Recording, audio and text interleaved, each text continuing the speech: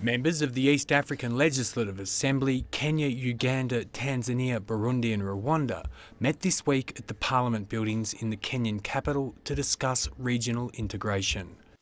With a combined population of more than 145 million people, a land area of 1.82 million square kilometres and a combined gross domestic product of more than $147 billion, the East African community is growing in strategic and geopolitical significance.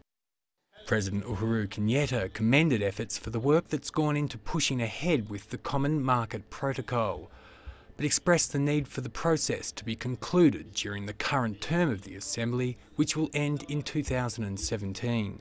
I strongly believe that the best way to do this and to leave a legacy that will ensure that this Assembly is remembered is to hasten the process of legislating the Common Market Protocol and anchoring the right to freedom of movement. The head of state also said leaders must create laws, institutions and frameworks that will help the region face the future together, as well as help bring the Five Nations' general population on board. Too often the integration of East Africa is taken to be merely a political matter, a job for politicians, but not for the ordinary people. Indeed, it is true that leaders must lead, but we also have a responsibility to spark the imaginations of East Africans when it comes to integration.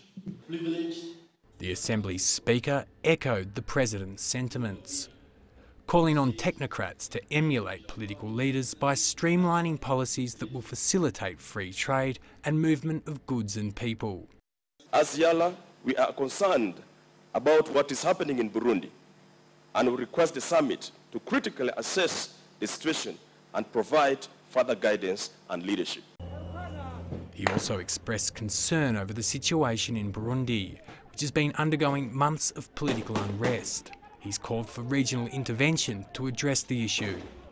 The Assembly has already signed agreements for several joint infrastructure projects in the region, including the standard gauge railway and the commissioning of the Taveta-Arusha road project. Andrew Thompson, CCTV.